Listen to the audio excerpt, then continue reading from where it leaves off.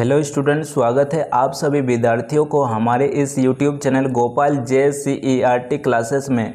आज हम सभी विद्यार्थी कक्षा 8 विज्ञान के अध्याय 6 बल एवं दाब के अभ्यास के सभी महत्वपूर्ण प्रश्नों को बहुत ही आसान भाषा में उदाहरण सहित समझेंगे। वीडियो को अंत तक जरूर देखिए क्योंकि इससे आपको परीक्षा की तैयारी में काफ़ी मदद मिलेगी। तो चलिए बिना समय गवाए शुरू करते हैं आज का अभ्यास। 1 नंबर दिया गया है, इनमें से सही विकल्प पर सही का निशान लगाइए। 1 नंबर का प्रश्न है, शुष्क मौसम में बालों में कंघी करने पर वह बिखर जाता है, इसके लिए कौन सा बल उत्तरदायी है? इनके विकल्प दिया गया है। क नंबर गुरुत्व बल, स्थिर विद्युत बल, घर्षण बल, चुंबकीय बल। तो इसका सही विकल्प हो जाएगा स्थिर विद्युत बल। तो इसको उदाहरण से समझ लेते हैं। कंघी को बालों में रगड़ने पर कंघी में विद्युत आवेश उत्पन्न हो जाता है और बाल कंघी की ओर आकर्षित होने लगते हैं। अब देखिए 2 नंबर प्रश्न दिया गया है, निम्नलिखित बलों में कौन सा समकृत बल है? विकल्प है गुरुत्व बल, चुंबकीय बल, स्थिर विद्युत बल, घर्षण बल। तो इसका सही विकल्प होगा घर्षण बल। उदाहरण, जब हम मेज पर रखी वस्तु को धक्का देते हैं तो घर्षण बल वस्तु की गति का विरोध करता है। इसमें दोनों सतहों का संपर्क होता है।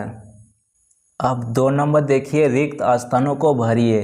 2 नंबर का 1 नंबर में दिया गया है, एक आवेशित वस्तु अनावेशित वस्तु को खाली स्थान करती है। तो खाली स्थान में सही शब्द होगा आकर्षित। 2 नंबर, एक चुंबक का उत्तरी ध्रुव दूसरे चुंबक के उत्तरी ध्रुव को प्रतिकर्षित करता है।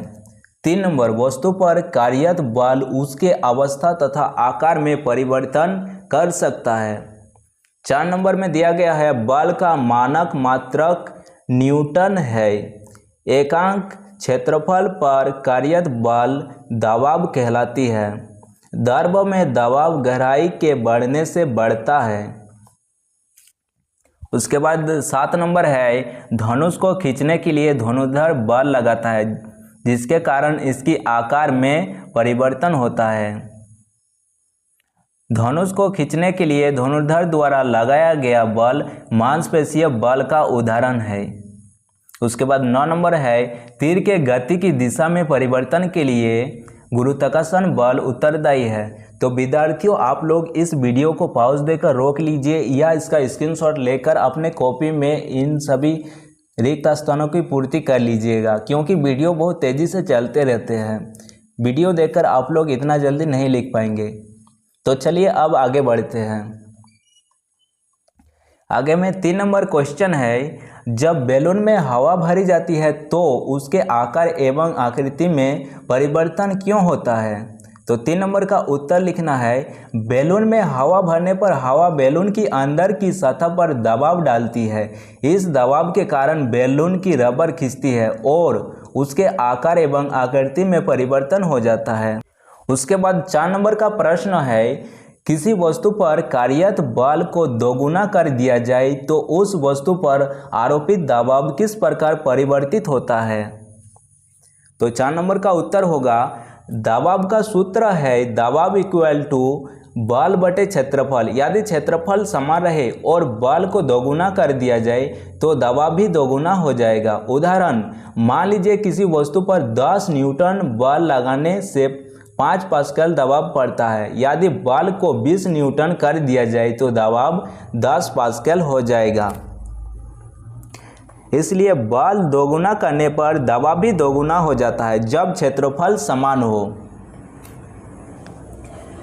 अब बढ़ते हैं अगले प्रश्न की ओर। अगला प्रश्न 5 नंबर दिया गया है, उस राशि का नाम बताएं जिसका मात्रक न्यूटन n है। तो 5 नंबर का उत्तर बहुत ही छोटा सा है, इसका उत्तर हो जाएगा न्यूटन n बल का मात्रक है। तो इसके उदाहरण से समझते हैं, किसी वस्तु को धक्का देने या खींचने के लिए लगाए गए बल को न्यूटन में मापा जाता है। उसके बाद 6 नंबर का प्रश्न है, विपरीत दिशा में कार्यरत बलों F1 तथा F2 का परिणामी बल कितना होगा? यदि दोनों बल बराबर हो जाए F1 - F2 तो परिणामी बल 0 होगा। 6 नंबर को उदाहरण से समझते हैं। यदि एक व्यक्ति रस्सी को 10 न्यूटन दाईं ओर, दूसरा व्यक्ति 10 न्यूटन बाईं ओर खींच रहा है, परिणाम 10 newton minus 10 newton equal to 0 newton. इससे संतुलित बल कहते हैं। वस्तु की गति की अवस्था में कोई परिवर्तन नहीं है। उसके बाद 7 नंबर का प्रश्न देखते हैं। 7 नंबर का प्रश्न है, जब किसी वस्तु को ऊंचाई से गिराया जाता है तो उसकी चाल लगातार बढ़ती है। चाल में परिवर्तन करने वाले बल का नाम बताइए। तो 7 नंबर का उत्तर बहुत ही छोटा सा है, उत्तर होगा गुरुत्वीय बल। गुरुत्वीय बल। तो इसे उदाहरण से समझते हैं। 7 नंबर, मान लीजिए पेड़ से गिरने वाला फल पृथ्वी के गुरुत्वीय बल के कारण नीचे आता है और उसकी चाल बढ़ती जाती है।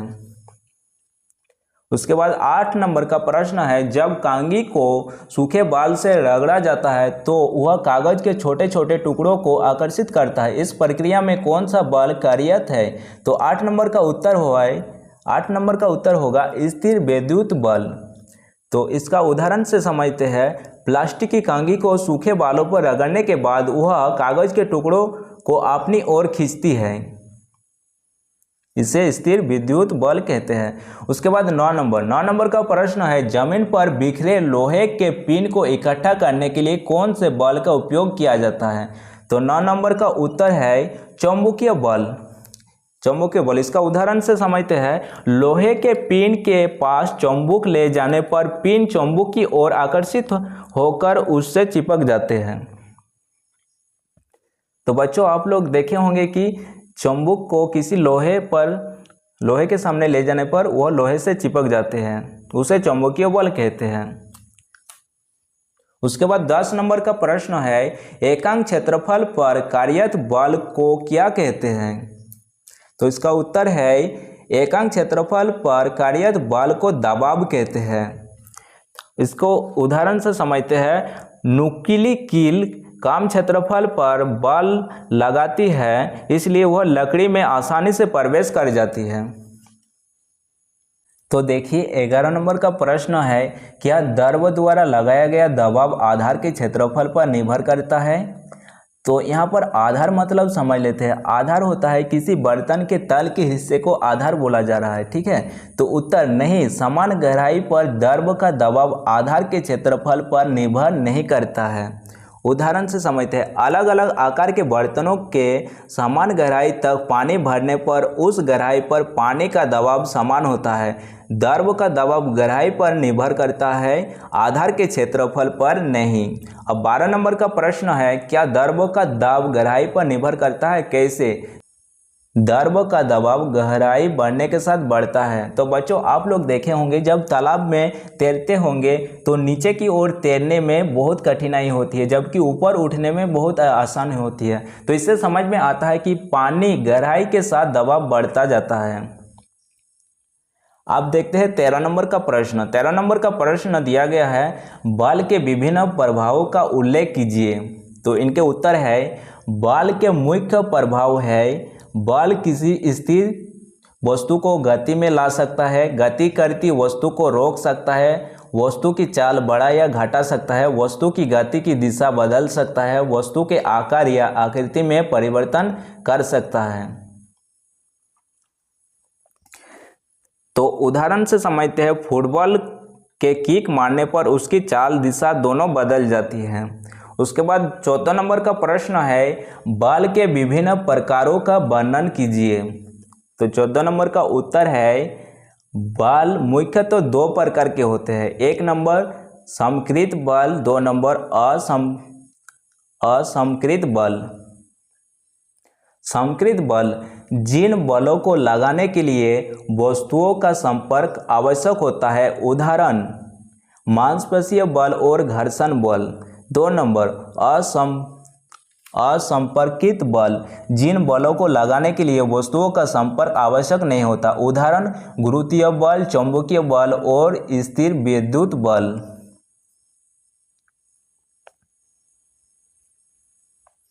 उसके बाद देखते हैं 15 नंबर का प्रश्न। 15 नंबर का प्रश्न है मांसपेशीय बल क्या है, इसका एक उदाहरण दीजिए। तो 15 नंबर का उत्तर है हमारी मांसपेशियों द्वारा लगाया गया बल मांसपेशीय बल कहलाता है। उदाहरण, व्यक्ति द्वारा साइकिल चलाना, दरवाजा धक्का देकर खोलना या बाल्टी उठाना। उसके बाद 16 नंबर प्रश्न है बल क्या है, समकृत बल तथा असमकृत बल की परिभाषा लिखिए। तो 16 नंबर का उत्तर है किसी वस्तु को धक्का देना या खींचना बल कहलाता है। समकृत बल जिस बल के लिए दो वस्तुओं का संपर्क आवश्यक होता है। उदाहरण, घर्षण बल। असंपर्कित बल जिस बल के लिए दो वस्तुओं का संपर्क आवश्यक नहीं होता। उदाहरण, चुंबकीय बल। तो विद्यार्थियों, आप लोग अभी तक इस चैनल को सब्सक्राइब नहीं किए हैं तो चैनल को सब्सक्राइब जरूर कर लीजिएगा। और इसके पहले वाले वीडियो देखने के लिए आप लोग हमारे इस यूट्यूब चैनल के प्लेलिस्ट में जाए और वहां से सब वीडियो देख सकते हैं। प्लेलिस्ट में जाने के लिए आप लोग इस चैनल के प्रोफाइल लोगो को टच करें और प्लेलिस्ट पर टच करें, सब प्लेलिस्ट का पेज खोल जाएगा। अब देखते हैं 17 नंबर का प्रश्न। 17 नंबर का प्रश्न है संतुलित तथा असंतुलित बल क्या है।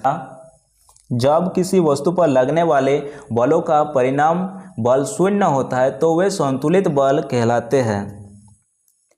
असंतुलित बल, जब किसी वस्तु पर लगने वाले बलों का परिणाम बल शून्य नहीं होता तो वे असंतुलित बल कहलाते हैं।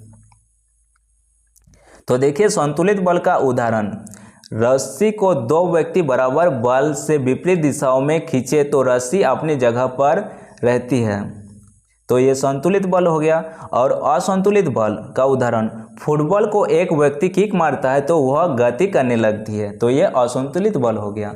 18 नंबर का प्रश्न है एक धारदार चाकू धारहीन चाकू की अपेक्षा वस्तुओं को आसानी से काटता है, क्यों। तो 18 नंबर का उत्तर है धारदार चाकू की धार का क्षेत्रफल बहुत कम होता है। समान बल लगाने पर कम क्षेत्रफल के कारण अधिक दबाव उत्पन्न होता है, इसलिए धारदार चाकू आसानी से काटता है। तो इसे उदाहरण से समझते हैं। सब्जी काटने के लिए तेज धार वाला चाकू आसानी से कट लगाता है। 19 नंबर का प्रश्न। 19 नंबर का प्रश्न है वायुमंडलीय दबाव से क्या समझते हैं, इसका क्या कारण है। तो 19 नंबर का उत्तर है वायुमंडल में उपस्थित हवा द्वारा पृथ्वी की सतह और वस्तुओं पर लगाया गया दबाव वायुमंडलीय दबाव कहलाता है। इसका मुख्य कारण हवा का भार है। उसके बाद 20 नंबर प्रश्न देखते हैं। 20 नंबर का प्रश्न है उदाहरण द्वारा यह उल्लेखित करें कि दबाव कार्यरत बल के क्षेत्रफल पर निर्भर करता है। तो 20 नंबर का उत्तर है,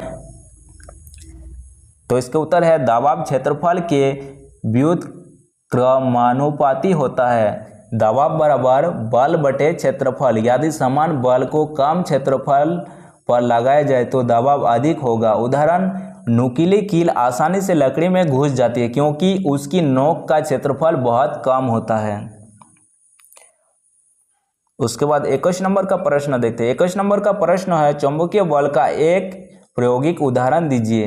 तो 21 नंबर का उत्तर है एक चुंबक को लोहे के पिन के पास ले जाने पर पिन चुंबक की ओर आकर्षित होकर उससे चिपक जाते हैं, यह चुंबकीय बल का उदाहरण है। उसके बाद 22 नंबर का प्रश्न। 22 नंबर का प्रश्न है घर्षण बल क्या है। घर्षण बल एक समकृत बल है, इसकी व्याख्या कीजिए।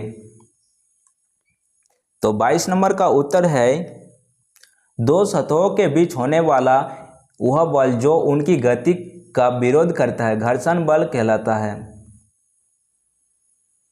उदाहरण, जमीन पर गेंद लुढ़कने पर घर्षण के कारण कुछ समय बाद गेंद रुक जाती है। उसके बाद यह समकृत बल है क्योंकि घर्षण बल तभी उत्पन्न होता है जब दो सतहें एक दूसरे के संपर्क में हो। तो चलिए अब देखते हैं 23 नंबर क्वेश्चन की ओर। 23 नंबर का क्वेश्चन है दबाव की परिभाषा दीजिए। बल, क्षेत्रफल तथा दबाव के बीच क्या संबंध है, दबाव के मात्रक का उल्लेख करें। तो उत्तर होगा एकांक क्षेत्रफल पर कार्य करने वाले बल को दबाव कहते हैं। सूत्र, दबाव बराबर बल बटे क्षेत्रफल, इसलिए बल बढ़ने पर दबाव बढ़ता है, क्षेत्रफल बढ़ने पर दबाव घटता है। दबाव का एसआई मात्रक पास्कल है। उसके बाद 24 नंबर का प्रश्न है, तो देखिए 23 नंबर का उदाहरण, नुकीली कील कम क्षेत्रफल पर अधिक दबाव डालती है, इसलिए वो लकड़ी में आसानी से घुसती है। अब 24 नंबर का प्रश्न है, स्कूल बैग में चौड़ी पट्टियां लगी रहती है, क्यों? तो 24 नंबर का उत्तर है, बैग की चौड़ी पट्टियां कंधों पर अधिक क्षेत्रफल में भार फैलाती है, इससे कंधों पर पड़ने वाला दबाव कम हो जाता है और बैग उठाने में आराम मिलता है। उदाहरण, पतली पट्टी वाले बैग की तुलना में चौड़ी पट्टी वाला बैग कंधों पर कम दबाव डालता है। उसके बाद 25 नंबर का प्रश्न देखते हैं, हवा हमारे शरीर पर दबाव डालती है लेकिन हम इसका अनुभव नहीं कर पाते हैं, क्यों? हवा हमारे शरीर पर चारों ओर से वायुमंडलीय दबाव डालती है। हमारे शरीर के अंदर भी दबाव होता है जो बाहरी वायुमंडलीय दबाव को संतुलित करता है, इसलिए हमें हवा के दबाव का सामान्य अनुभव नहीं होता। तो आज का वीडियो यहीं पर समाप्त हुआ। अगर यह वीडियो आप लोगों को अच्छा लगा हो तो एक लाइक, कमेंट और शेयर जरूर कीजिएगा और सब्सक्राइब भी जरूर कर लीजिएगा। तो चलिए मिलते हैं अगले वीडियो में। धन्यवाद।